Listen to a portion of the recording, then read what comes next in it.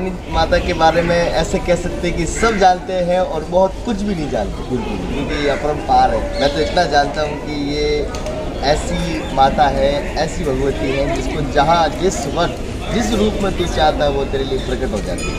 और मेरे लिए करणी माता, मेरे जीवन में करणी माता का बड़ा एहसान, हर माँ का हर बच्चे को रहता है, उसी प्रकार माता जी का बड़ा आशीर्वाद रहता है। और जब संकट हो, चाहे खुशी हो, चाहे कोई भी तकलीफ हो, कैसी भी मुसीबत, कैसी भी कठिन रास्ता हो, डोकरी याद करो जब तो वो आवई है। डोकरी याद करम हाजिर है। छोटे सिंह जी, भजन गायकी की आपकी शुरुआत कौन से वर्ष से मानी जाती है? वर्ष 2017 से 2017 से करके आपने 2 साल बीच में कोरोना के आ गए, फिर भी आपने 4 सालों में मतलब राजस्थान का नाम गौरवान्वित किया। उसके पीछे कृपा माता जी कृपा है। मतलब आपकी शिक्षा कहाँ तक हुई? शिक्षा मेरी 12th है। उसके बाद में आपने गायन का क्षेत्र चुना। हाँ। प्रेरणा कहाँ से मिली छोटे सिंह भजन गाने? भजन गाने वालों से। भजन गाने वालों से। माता जी पिताजी क्या कार्य? यही बस किसान। और मूलतः आप कौन से गांव से, कौन से तहसील से, जिले से संबंध रखते हैं? शिव में बाड़मेर जिला है, शिव में गढ़। तो प्रकाश माली भी बाड़मेर से संबंध रखते हैं? हाँ, प्रकाश जी। मतलब अंतर्राष्ट्रीय कलाकारों की धरती पाकिस्तान बॉर्डर होने के कारण मतलब वहाँ से ही माने जाए गायकारों को।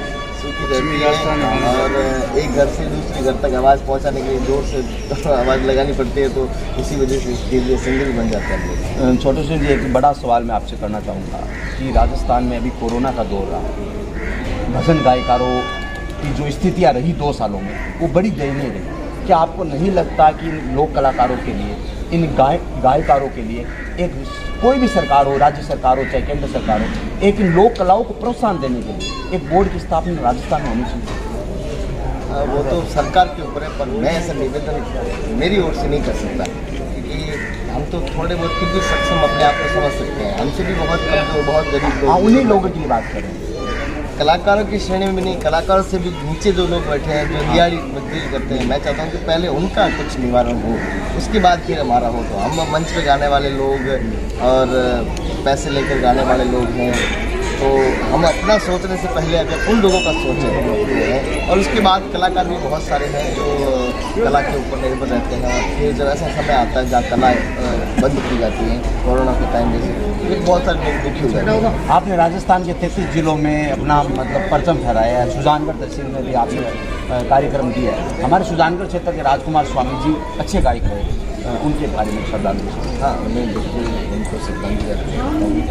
और लगभग 1 वर्ष उनको हुआ है, तो ये बहुत दुखद घटना थी, क्योंकि कोरोना की मार काफ़ी कलाकार नहीं झेल पाए।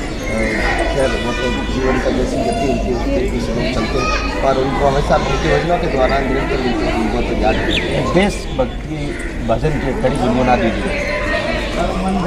हे भारत के राम जगों में तुम्हें जगाने आया हूँ, 100 धर्मों का धर्म एक बलिदान बताने आया हूँ। सुनो हिमालय कैद हुआ है दुश्मन की जंजीरों में, आज बता दे कितना पानी है भारत के वीरों में। खड़ी शत्रु की फौज द्वार पर आज तुम्हें ललकार रही, सोए सिंह जगो भारत के माता तुम्हें जगाए पुकार रही। खप्पर वाली काली जागे जागे दुर्गा बरबंडा, रक्त बीज का रक्त चाटने वाली जागे चामुंडा।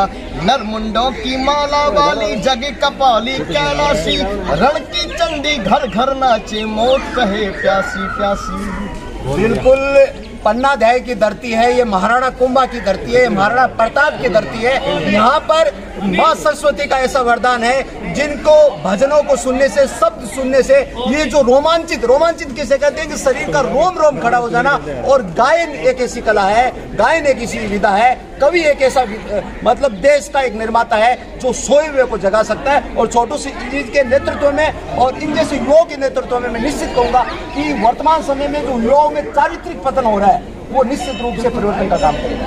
बिल्कुल कोशिश हम सब करते हैं, आप भी करते हैं, मैं भी करता हूँ। और कला से जुड़ा हुआ और हर कोई ये भी सोचता है, सबको जैसे समझ है अच्छे बुरे की, पर विवेक की आवश्यकता होती है, तो हम वही कोशिश करते हैं कि आपके अंदर। करणी मैया के दरबार में कितने दिनों से तक मतलब आना पड़ता है? इस साइड जब सत्संग होती है तब पक्का पक्का माता जी मतलब इस राह से आते हो तो इस चाह को नहीं भूलते हो। चाहते बोल ही नहीं सकते, ये खुद ही नहीं जाना देते हम। बिल्कुल जाने नहीं। ये हमारे साथ अंतर्राष्ट्रीय गायकार छोटू सिंह जी थे और बहुत ही हमारा एक सुयोग्य अवसर रहा कि हमें उनके दर्शन हुए।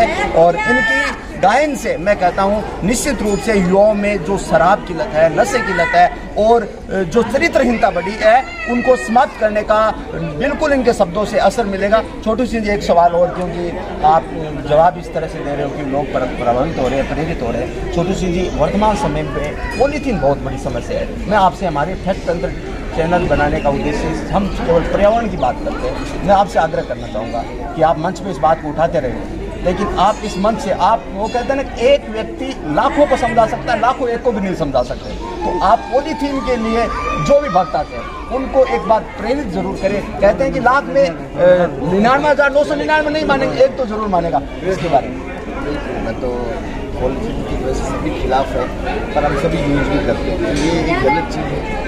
हम अपने सुविधा के लिए यूज करते हैं और हमारे अच्छी काम भी आ जाती है, पर जब हम उसको यूज करके फेंकते हैं तब हमारे जो आसपास के जीव हैं तो बड़ी तकलीफ होती है। तो मैं चाहता हूँ कि पॉलीथीन नहीं लेके हम झोला लेके निकले तो भी अच्छी बात है, पर धीरे धीरे जैसे समय आगे बढ़ेगा तो मुझे ऐसा लगता है कि जिस प्रकार का जो वातावरण हमारी सरकार की ओर से चल रहा है ये निरंतर आगे के समय में पक्का ये बंद है। भारत हमेशा अहिंसा को मानने वाला रहा है, वसुदेव कुटुंबम, पूरा वसुदेव परिवार मानने वाला रहा है। वर्तमान में रूस और यूक्रेन के बीच में युद्ध हो रहा है, उसमें हजारों लाखों भारतीय फंस गए।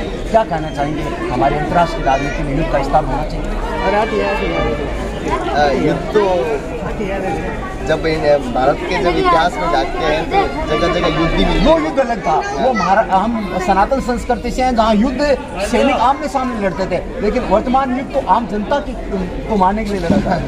बिल्कुल, क्षति तो पहले भी जनता को भी होती थी, आज भी होती है, और युद्ध हर चीज़ का निवारण नहीं। जब महाभारत का युद्ध हुआ तब युद्ध की समाप्ति के बाद कृष्ण ने यही कहा कि युद्ध हर चीज़ का निवारण नहीं है, पर युद्ध एक सीख होती है कि हम किस चीज़ के लिए लड़ रहे हैं, तो उसी के ऊपर होता है। और ये कुछ समय के लिए होता है और बहुत बड़ा विनाश, बहुत बड़ी क्षति हमको देखे जाता है। तो युद्ध नहीं होना चाहिए, हमेशा शांति बनी रहनी चाहिए। शांति के लिए जो एक दूसरे को बैठना जरूरी है, एक दूसरे के मन को समझना जरूरी है। और जब तक हम अपनी सीमाओं के अंदर अपनी सीमाओं से बाहर जाने की कोशिश करेंगे तब अपने आप ही। बिल्कुल, छोटू सिंह जी हमारे साथ थे, बड़े सटीक शब्दों में प्रत्युत्तर दिया राष्ट्रीय अंतर्राष्ट्रीय राजनीति का।